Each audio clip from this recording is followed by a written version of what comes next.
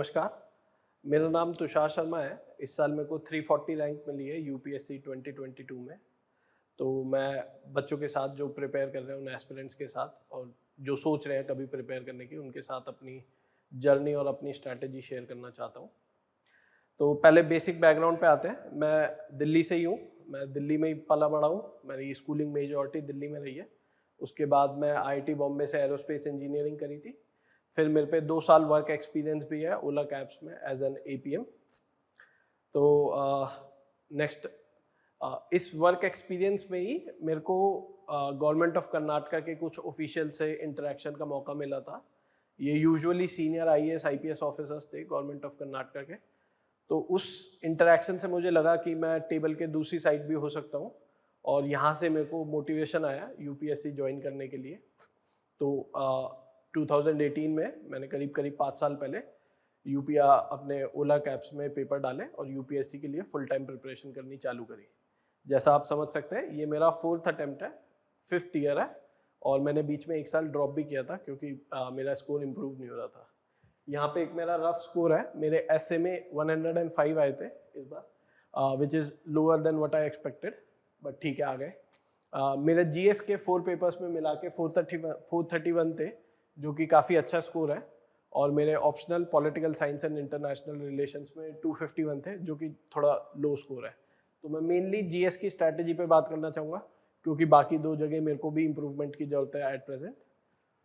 तो ये मेरी जीएस की स्कोर है। मैं इसमें और वो लिख देता हूँ, मेरे 1 2 3 4 में कितना आए थे।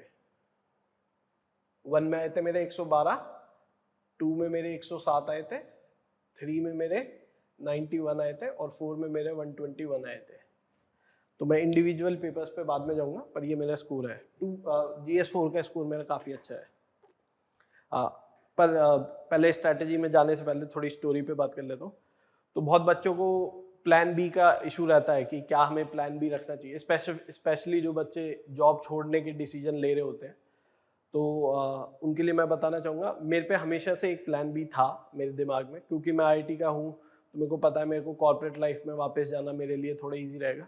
तो ये मेरे दिमाग में हमेशा बैक ऑफ द माइंड था जब भी मैं डिसीजन लेता था कि मेरे को जॉब छोड़नी है कि नहीं। और कुछ हद तक इस सिक्योरिटी की वजह से मेरे को, मेरी डिग्री जो मेरे को सिक्योरिटी प्रोवाइड करती है, उसकी वजह से मैंने डिसाइड किया कि मेरे को जॉब छोड़नी है और मैं जॉब छोड़ के प्रिपेयर करना चालू किया। एक चीज़ जो आपको हमेशा ध्यान रखनी चाहिए इस पेपर के लिए, स्पेशली जो जॉब कर रहे हैं और जॉब छोड़ने का डिसीजन ले रहे हैं, कि ये कुछ हद तक high risk high reward game होने वाला है। अगर आपने जॉब छोड़ी, मैंने 5 साल दिए और कुछ नहीं हुआ, तो आप हाई लॉस में जाएंगे, क्योंकि आपको जो इंक्रीमेंट मिलते हैं और आपको जो प्रमोशन मिलती है वो लॉस हो जाती है आपकी। लेकिन अगर आपका सिलेक्शन हो जाता है तो आप सीधा ग्रुप ए ऑफिसर बनेंगे गवर्नमेंट ऑफ इंडिया में इजीली। ग्रुप बी भी बनेंगे तो भी बहुत हाई रैंकिंग ग्रुप बी होंगे, तो ग्रुप ए में आना आसान हो जाएगा। नहीं तो आप ऑल इंडिया सर्विस में जाएंगे, विच इज़ गुड। तो in any case for me ये हाई रिवॉर्ड वाली साइड पे चला गया, बट आपको ध्यान रखना पड़ेगा अपने रिस्क एंड रिवॉर्ड्स और कितना आप रिस्क लेना प्रेफर करेंगे अपनी लाइफ में। एक और चीज़, ये मेनली पेरेंट्स के लिए, सभी बच्चों के लिए जो प्रिपेयर करने की सोच रहे हैं, कि फैमिली सपोर्ट बहुत ज़रूरी रहता है। मैं ये बिना मेरे पापा और मम्मी की सपोर्ट के ये पेपर कभी निकाल ही नहीं सकता था, क्योंकि मैंने इतने साल मेरा बार बार मेंस अटक जाता था, बार बार मेंस नहीं हो रहा था। तो मेरे घर वाले मेरे को सपोर्ट देते थे, फाइनेंशियल सपोर्ट भी थी मेरे पापा की साइड से, और इमोशनल और जो सब एक कैंडिडेट को सपोर्ट चाहिए होती है इमोशनल लेवल पे, वो भी मेरे को फुल मिलता था मेरे घर की तरफ से, कि आप इसके लिए प्रिपेयर करो, ज़्यादा टेंशन मत लो, जो पैसों में मेरी जो इनकम में लॉस हो रहा है जो छोड़ दी थी मैंने। हाँ, अब मैं आता हूँ स्ट्रैटेजी के ऊपर, कि कैसे पढ़ना है और कैसे आंसर राइटिंग के लिए इम्प्रूवमेंट करनी है।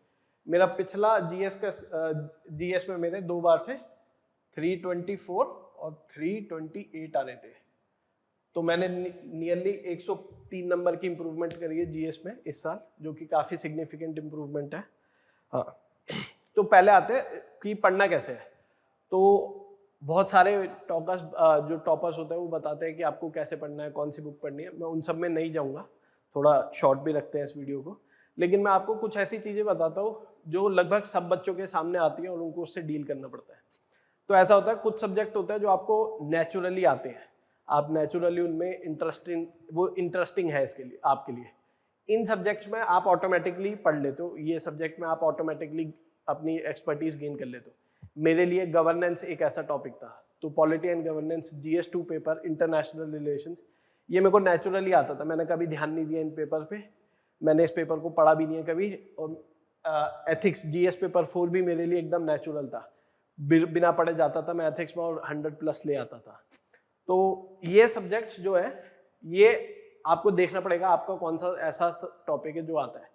पर जो दूसरे टॉपिक्स हैं जिनमें आपको नेचुरली कुछ नहीं आता, जिनमें आपका नेचुरली मन नहीं करता पढ़ने का, उन टॉपिक्स को भी आपको पढ़ना है क्योंकि सारे पेपर देने। तो उन टॉपिक्स को कैसे पढ़ा जाए, मैं एक आपको हिंट देता हूँ। तो मेरे लिए ये इन्वायरमेंट एक ऐसा टॉपिक था, इकोनॉमिक्स एक ऐसा टॉपिक था, आर्ट एंड कल्चर, हिस्ट्री, ये ऐसे टॉपिक्स थे जो मेरे को नेचुरली बिल्कुल मन नहीं करता था, पढ़ने का भी मन नहीं करता था। तो इनमें मैंने अपनी हॉबीज डेवलप करी जो इन टॉपिक्स को मेरे लिए इंटरेस्टिंग बनाते थे। For example art and culture में जब भी मैं पढ़ता था तो मैं विकीपीडिया पे जाके बहुत सारी फोटोज देखता था ताकि आर्ट एंड कल्चर इंटरेस्टिंग है। कोई डांस फॉर्म है, फोक आर्ट है, इनके लिए आप वीडियोस देख सकते हो कि फोक डांस फॉर्म कैसे करते हैं।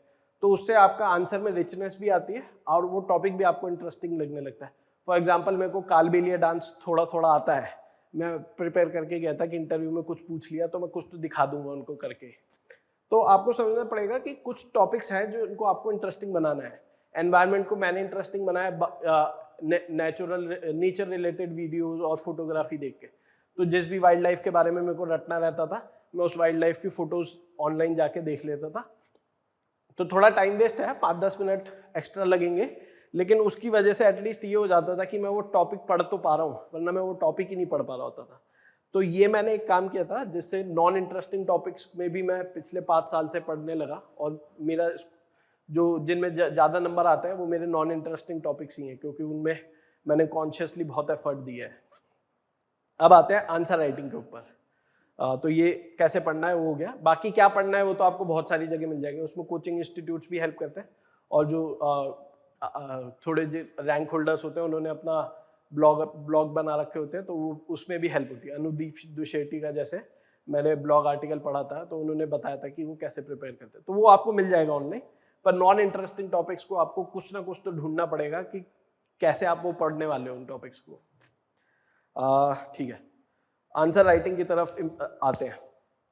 सबसे पहली चीज आंसर राइटिंग में वो ये है कि आपको सबसे पहले समझ में आना चाहिए कि एक अच्छा आंसर क्या होता है, और सेकंड स्टेज होगी कि आप वो आंसर लिखने लगो, और थर्ड स्टेज होगी कि आप वो आंसर विद इन टाइम लिखने लगो।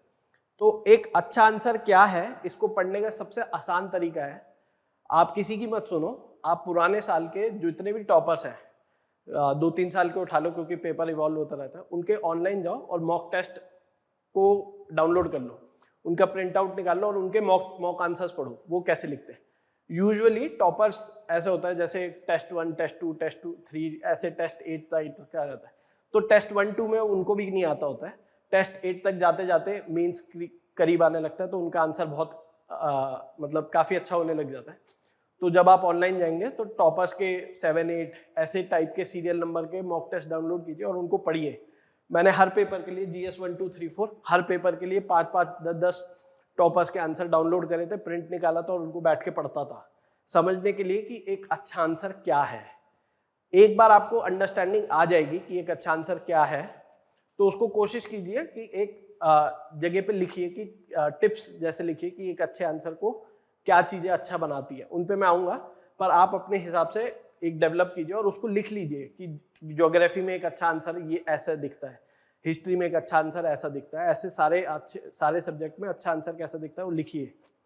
फिर क्या कीजिए, फिर आपको प्रैक्टिस करनी है अच्छा आंसर लिखने की। एक बार आपको समझ में आ गया अच्छा आंसर क्या है तो शुरू कीजिए अच्छा आंसर कैसे लिखना है विदाउट टाइम लेके।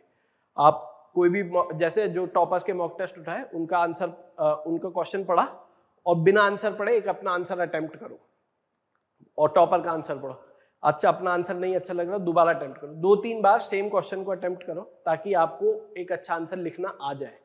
तो ऐसे कीजिए विदाउट टाइम लिमिट।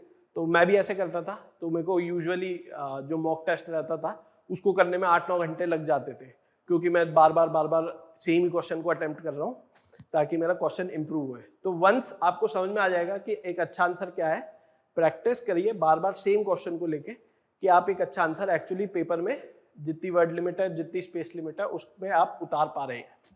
और फाइनली होगा जब मेंस करीब आने लग जाएगा तो आप कोशिश कीजिए कि अब मैं टाइम मैनेजमेंट में करूंगा, सेम पेपर 3 घंटे में निपटाने की कोशिश करूंगा। तो हो जाता है, पहले मैं 8-9 घंटे में करता था, एक बार समझ में आ जाता है अच्छा आंसर क्या है तो वो सीधा निकलता है, एकदम हाथ से निकलेगा आपके आंसर। तो आप फिर उस क्वेश्चन को उस पेपर को मतलब 3 घंटे की टाइम लिमिट के अंदर एक अच्छा आंसर लिखने लग जाएंगे। मेजॉरिटी ऑफ द क्वेश्चन में आप अच्छा आंसर लिखने लग जाएंगे। तो ये आपका मेजर वो होना चाहिए कि कैसे मेरे को अपनी नॉलेज को कन्वर्ट करना है एक अच्छे आंसर में। अब मैं आता हूँ, जैसे जो मैं टिप्स के बारे में बात कर रहा था, तो मैंने क्या समझा था एक अच्छा आंसर क्या होता है। फॉर एग्जाम्पल हिस्ट्री में, GS1 में हिस्ट्री रहता है इंडियन सोसाइटी रहता है और ज्योग्राफी रहता है। तो मैंने क्या नोटिस किया था कि यूजुअली टॉपर्स हिस्ट्री का जो इंट्रो लिखते हैं वो बहुत बुकिश होता है। तो फॉर एग्जांपल जैसे मानिए भक्ति सेंट्स के ऊपर क्वेश्चन आया तो टॉपर का इंट्रोडक्शन एकदम लगभग सारे लोगों का सेम होता है कि भक्ति मूवमेंट 7th सेंचुरी से 9th सेंचुरी के बीच में इमर्ज किया था, तमिलनाडु से इमर्ज किया था, और आलवर और न्यारा सेंस के बारे में वो इंट्रो में लिख देते हैं। तो आप मेरे टिप्स में लिखा हुआ था, टिप्स वाला जो मैं शीट मेंटेन करता था, कि एक हिस्ट्री में अगर अच्छा आंसर लिखना है तो उसका इंट्रोडक्शन होगा कि बिल्कुल बेसिक, जिसमें टाइमलाइन, इंट्रोडक्शन में टाइमलाइन है, बेसिक ज्योग्राफी की बात करें कि इस रीजन में से इमर्ज किया था, फॉर एग्जांपल भक्ति साउथ इंडिया से इमर्ज किया था, सूफी नॉर्थ इंडिया से इमर्ज किया था, ऐसे एक बेसिक मोटा मोटा ये चीजें लिखी रहती थी मेरे आंसर में। वर्ल्ड हिस्ट्री में मैंने लिख रखा था कि अगर वर्ल्ड हिस्ट्री में जैसे जर्मन यूनिफिकेशन और इटालियन यूनिफिकेशन आ रहा है तो डायग्राम बना के आओ, वहां पे जर्मनी का मैप बनाना है और उसमें स्टेट्स दिखानी है, इटली का मैप बनाना और स्टेट्स दिखानी है। इससे क्या होता है, आधा आधा एक एक नंबर आपको हर आंसर में एक्स्ट्रा मिलने लगता है। तो ज्योग्राफी में मेरे टिप्स में लिखा हुआ था कि भैया वर्ल्ड मैप पे क्वेश्चन आ रहा है, वर्ल्ड के ऊपर क्वेश्चन आ रहा है तो वर्ल्ड मैप बिना बनाए आना नहीं है, इंडिया के ऊपर क्वेश्चन आया तो इंडिया का मैप बना के आना है। ऐसी मतलब जहां पे भी डायग्राम फंसा सकता था मैं ज्योग्राफी में, वहां पे मैं डायग्राम फंसाता था। इंडियन सोसाइटी मेरा ऐसा था, मेरे को हमेशा से आता था, तो उस पर मेरे पे कोई खासे टिप्स नहीं थे, वो नेचुरली निकलता था एक अच्छा आंसर मेरे से। सिमिलरली मैंने GS2 में भी किया था, GS3 में भी किया था और GS4 में भी किया था। तो मेरे टिप्स में रहता था कि जैसे GS2 पे क्वेश्चन आ रहा है, कॉन्स्टिट्यूशन ऑफ इंडिया से रिलेटेड क्वेश्चन है, 100% इंट्रोडक्शन में कॉन्स्टिट्यूशन का आर्टिकल आना ही आना चाहिए। ये मैंने नोटिस किया था, सारे टॉपर करते हैं, तो मैंने भी कॉपी मार लिया। फाइनली एक अच्छा आंसर कैसे होता है, तो इसमें भी मेरे टिप्स में लिखा रहता था कि एक अच्छा आंसर 10 नंबर का आंसर होता है, जो कि ये ऐसे यहाँ पे क्वेश्चन नंबर लिखा होता है, ये इंट्रो है और ये आंसर लिखता हूँ, और सिमिलरली ऐसा एक और पेज रहता है 10 नंबर का, दो उसमें लिखना रहता है, ऐसा शीट रहती है। तो मेरे नोट्स में मैंने जो नोटिस किया था कि सारे टॉपर करते हैं, वो कभी स्पेस नहीं छोड़ते, आखिरी में ऐसा नहीं है कि उनको स्पेस छोड़ने, वो पूरा फंसा के लिखते हैं। टॉपर्स लोग यूजुअली ज्यादा पॉइंट लिखने की कोशिश करते हैं रादर देन लंबे पॉइंट। तो पहले जब मेरे को 320 के आसपास नंबर मिलते थे तो मेरे जो आंसर होता था उसमें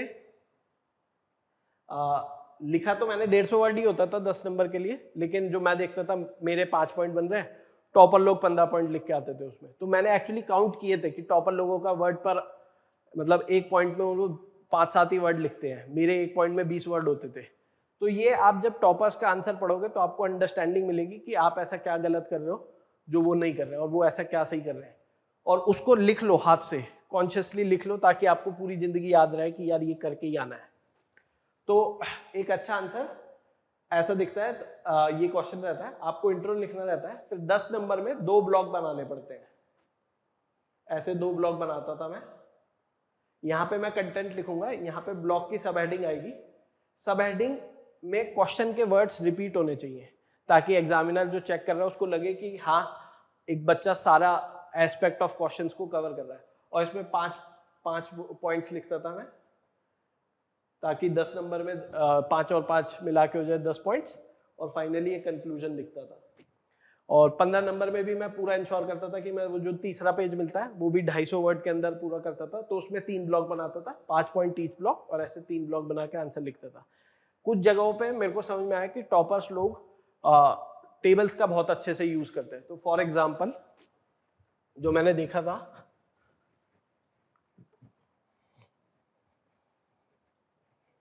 तो कभी भी कंपेयर एंड कॉन्ट्रास्ट करना रहता था तो टॉपर लोग हमेशा टेबल बनाते थे ऐसी, एक ऐसे लाइन मार देते थे, यहाँ पे x है, यहाँ पे y है जिसको कंपेयर करना है, और यहाँ पे 1 2 3 4 ऐसे पॉइंट लिख देते थे। तो ये टॉपर लोग करते हैं, मैं भी करता था इस साल, मेरे 431 आ गए, मेरे को तो लगता है इसी वजह से आए हैं।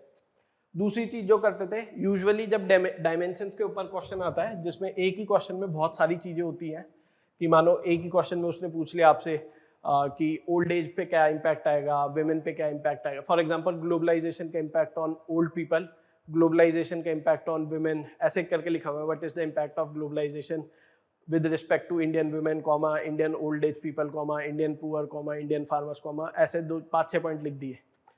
तो आपको इंश्योर करना है कि आप सारे पॉइंट्स को टच करोगे। तो कैसे यूजुअली जो बाकी लोग करते थे, जिसको मैंने कॉपी मारा था, वो ऐसे एक टेबल बना देते थे ये एक ब्लॉक की जगह, और ऐसे उनका लिखा होता था इंडियन ओल्ड, विमेन,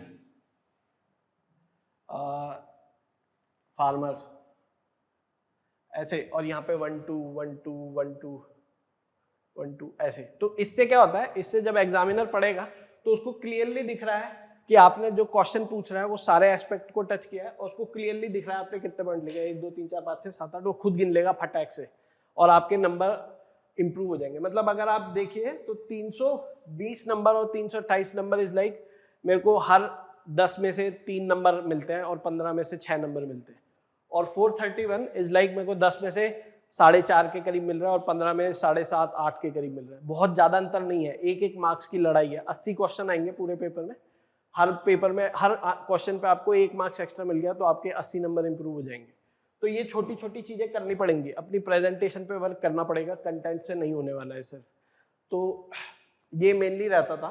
तो मैंने GS 1 2 3 में इस प्रेजेंटेशन को यूज किया था, और ये सब मैंने अपने टॉपर्स के आंसर्स पढ़ के समझा था कि वो कैसे लिखते हैं, और उसको कॉन्शियसली जॉट डाउन किया था, एक टिप्स मेंटेन करता था, और फिर कोशिश की थी कि उनके जैसा लिखने की मेरी आदत बने। और फिर टाइम मैनेजमेंट मैंने 3 घंटे में सुधारा, मतलब पहले 8 घंटे लगते थे एक पेपर को करने में, अब 3 घंटे लग रहे हैं, तो वो टाइम मैनेजमेंट से सुधारा। फाइनली मैं GS पेपर 4 पे बात करना चाहूँगा, क्योंकि वो पेपर क्वालिटेटिवली बाकी 3 पेपर से अलग रहता है। तो GS 4 का पेपर सबसे लंबा होता है, ये ध्यान रखना चाहिए। एक चीज मेरे को जो लगता है पर्सनली, GS 4 के पेपर में भी आपको सारे पेज जितने दिए होते हैं, जितने भी पेज दिए हुए हैं वो सारे पेज भरने पड़ते हैं। तो GS 4 के जो 20 मार्क्स के क्वेश्चन आते हैं उसमें 5 पेज मिलता है एक्चुअली UPSC वाले बुकलेट में, वो 5 पेज आपको भर के आने, कैसे वो आपको देखना है। पर सारे टॉपर्स भरते हैं, 50-60 वर्ड्स पर पेज लिखते हैं, जो कि काफी खुला हुआ है, पर वो सारे पेज भरते हैं। तो मैंने भी भरे थे इस साल, तो मैंने भी 50-60 वर्ड्स पर पेज ही लिखे थे, पर मैं 5 पेज जरूर भर के आता था। एज अ एकदम स्ट्रिक्ट पॉलिसी थी कि ये करके ही आना, ऐसे ही आते हैं स्कोर। तो GS पेपर 4 में 2 एस्पेक्ट है, केस स्टडी और वो सेक्शन ए। तो केस स्टडी में मैं इंश्योर करता था कि मैं, यूजुअली बच्चे केस स्टडी में इंट्रो नहीं लिखते हैं, इंट्रोडक्शन लिखें और थोड़ा एथिकल पॉइंट ऑफ व्यू से इंट्रोडक्शन लिखें। केस स्टडी में गवर्नेंस की भी नॉलेज बहुत यूज करी जानी चाहिए। तो वो अगर आपसे पूछ रहे हैं कि आप क्या स्टेप्स लेंगे, तो ये तरीका सही है कि आप एकदम इंडिविजुअल लेवल पे कि आप इस जगह के पुलिस वाले आप क्या स्टेप्स लेंगे, तो उस लेवल पे आप जवाब दीजिए। बट आपके जवाब में ये भी आना चाहिए कि आप पॉलिसी लेवल पे क्या चेंजेस को प्रमोट करेंगे। तो केस स्टडी में उस पॉइंट, GS पेपर 4 के साथ साथ आपको ये भी सोचना चाहिए कि ये गवर्नेंस का भी क्वेश्चन हो सकता है, तो वो गवर्नेंस वाली नॉलेज आपकी रिफ्लेक्ट होनी चाहिए केस स्टडीज को आंसर करते हुए। केस स्टडी यूजुअली इतनी लंबी होती है, तो आपको आदत बनानी पड़ेगी कि मैं करीब करीब 1 पेज की केस स्टडी एक बार में पढ़ के मेरे को अंडरस्टैंडिंग हो जाए, वरना पेपर में 10 मिनट तो पढ़ने में लग जाएंगे आपको एक पेज की केस स्टडी। तो उसकी आपको प्रैक्टिस करनी पड़ती है, मैंने भी की थी। तो मैं ऐसे सिर्फ केस स्टडी पढ़ता रहता था समझने के लिए, और कि एक ही बार में मेरे को समझ में आ जाए, ताकि मैं पेपर में फट से केस स्टडी की अंडरस्टैंडिंग बना के लिख दूं। सेक्शन ए में जो मैंने नोटिस किया है, तो मेरी खुशकिस्मती थी कि 2022 का टॉपर शुभम कुमार मेरी विंग का था आईआईटी बॉम्बे में, तो मैं उनसे पर्सनली बात किया हूँ, तो उनके पेपर्स भी चेक किए, तो उन्होंने मेरे को सजेशन दी थी कि सेक्शन ए में आपको आपका जो आंसर है वो गवर्नेंस के आंसर की तरह नहीं दिखना चाहिए, वो आंसर आपको ऐसा दिखना चाहिए कि आप एग्जाम्पल्स कोट कर पा रहे हैं सेक्शन ए में। तो सेक्शन ए में 2 स्ट्रेटेजी होती थी। शुभम जो यूज करते थे, शुभम जैसे ही कोई वो आया, वैल्यू आई सेक्शन ए में, तो वो वैल्यू को एग्जाम्पलीफाई करने के लिए एक आदमी को कोट करते थे। तो फॉर एग्जाम्पल कोई पूछ रहा है एक्स्ट्रा माइल गया जाना, ये क्या है, with respect to service extra mile क्या है, ऑनेस्टी क्या है, ऐसे टाइप के चीजें लिखनी पड़ती है जी सेक्शन ए में। तो शुभम पे पर्सनली एक एग्जाम्पल होता था कि जी एक्स्ट्रा माइल जाने के लिए मदर टेरेसा की जॉब नहीं थी कि वो जाके गलियों में जाके गरीब लोगों की मदद करे, पर वो ये अपनी ड्यूटी की तरह करती थी, तो वो ये एग्जाम्पल था। तो ऐसे आप एग्जाम्पल प्रिपेयर कर लीजिए। फाउंडेशनल वैल्यूज करीब 20-25 होती है, उसको लिस्ट कीजिए और हर वैल्यू के लिए एक एग्जाम्पल और 5-6 लाइन का राइटअप प्रिपेयर कर लो, ताकि कभी भी जरूरत पड़े यूज करने की, किसी भी क्वेश्चन में, जरूरी नहीं है वो पूछ रहे हैं तभी, किसी भी क्वेश्चन में एग्जाम्पल की तरह यूज करने की जरूरत पड़े, तो आप एक वैल्यू को हाईलाइट करने के लिए वैल्यू, उसका एग्जाम्पल क्या है, आदमी का नाम या औरत का नाम, और फाइनली 2 लाइन का वर्ड की समझ में आ जाए स्टोरी क्या है कि क्यों ये एक्स्ट्रा माइल की तरह दिखाता है। तो ऐसे मैंने भी प्रिपेयर कर रखी थी। जैसे अकाउंटेबिलिटी में मेरे पे ई श्रीधरन मेट्रोमैन ऑफ इंडिया का एग्जाम्पल रहता था, तो ये सब चीजें करनी रहती है। दूसरा तरीका जो था, जो मैं नेचुरली अच्छा था सेक्शन ए में कभी कभी एग्जाम्पल को एक्स्ट्रा माइल को बताने के लिए या ऑनेस्टी को बताने के लिए आपको जरूरी नहीं है नाम रटना पड़ेगा। आप एक छोटी सी हाइपोथेटिकल स्टोरी भी बना सकते हो जो कि ऑनेस्टी को एग्जाम्पलीफाई करती है। तो फॉर एग्जाम्पल मैं स्टोरी बनाने में अच्छा था, इम्प्रॉम्प्टू स्टोरी बना लेता था, तो मैंने स्टोरीज जो रट रखी थी ऑनेस्टी के लिए, कि ऑनेस्टी में मैं हमेशा लिखता था कि मानो मैं सिविल सर्वेंट हूँ और मैं किसी एरिया के लैंड एक्विजिशन के रेट्स को नेगोशिएट कर रहा हूँ, और उसी लैंड में जो एरिया है वहाँ पे मेरी एंसेस्ट्रल प्रॉपर्टी है। तो इस केस में अगर मैं डिस्क्लोज करता हूँ अपनी डिपार्टमेंट को, तो I am being honest with my department, I am being honest to my service. तो ये मेरा ऑनेस्टी का एग्जांपल था। हर 4 साल में मैं यही लिख के आता था। तो ऐसे आप सारी फाउंडेशनल वैल्यूज पे एक एक एग्जांपल, एक एक स्टोरी, अगर आपको हो सके तो आदमी का नाम, ये सब लिख लीजिए। और इसको ढूंढने का भी आसान तरीका है, कोई ऑनलाइन सर्च नहीं करनी है, सारे पिछले साल के टॉपर्स के आंसर लीजिए, वो खुद लिख के देंगे आपको। उनके आंसर पढ़ोगे तो वो खुद लिखेंगे कि जी एक्स्ट्रा माइल में ये कोई मदर टेरेसा को कोट कर रहा है, कोई किसी और प्रोफेट को कोट कर रहा है, ऑनेस्टी में कि कोई किसी और का नाम दे रहा है, मेरी स्टोरी है, किसी पे कोई एक्चुअल एग्जांपल है। तो आप उन सब के जब ऐसे 5-10 पेपर पढ़ लोगे तो आपको खुद लिस्ट मिल जाएगी, आपको कहीं जाने की जरूरत नहीं है, वो आपके लिए रेडीमेड नोट्स है एक तरह से। तो ऐसे मैं जीएस पेपर 4 करता था। फाइनली एसए और पीएसआईआर पे मेरे मार्क्स इतने अच्छे नहीं है, तो मैं कमेंट नहीं करूंगा, आप दूसरे लोगों से देखिए जिनके इतने अच्छे मार्क्स हैं, मैं भी उनका ही देख रहा हूँ एट प्रेजेंट, ताकि मैं भी नेक्स्ट अटेम्प्ट्स में इम्प्रूव करूँ। तो ये मेरा ओवरऑल हो गया है फाइनली। एक कंक्लूडिंग कमेंट्स में मैं आपको बोलना चाहूँगा, ऐसा रहता है, मतलब मैं 5 साल से दे रहा था तो बहुत अप्स एंड डाउन्स आए थे। इस साल तो मैं काफ़ी रोया भी था कि यार बहुत ही गिव अप हो गया है पढ़ते पढ़ते। तो आपको ये समझना पड़ेगा, एटलीस्ट आप में ये मैच्योरिटी होनी पड़ेगी कि ऐसा हो सकता है कि आप डिजर्विंग हो, पर क्योंकि सीट्स इतनी कम है आपको सीट ना मिले। आज मैं यहाँ पे खड़ा हूँ इसलिए सबको लग रहा है कि मैं डिजर्विंग कैंडिडेट था, मैं अंदर आ गया, बट अगर आप देखोगे तो मेरे 966 मार्क्स हैं और 960 कट ऑफ थी, तो 6 नंबर 2000 नंबर के पेपर में कभी भी ऊपर नीचे हो सकते हैं। तो मैं पूरी तरीके से बिलीव करता हूँ कि ऐसे कुछ डिजर्विंग बच्चे हैं इस पेपर में जो 6 अटेम्प्ट्स के बाद भी इस पेपर को क्लियर नहीं कर पाते।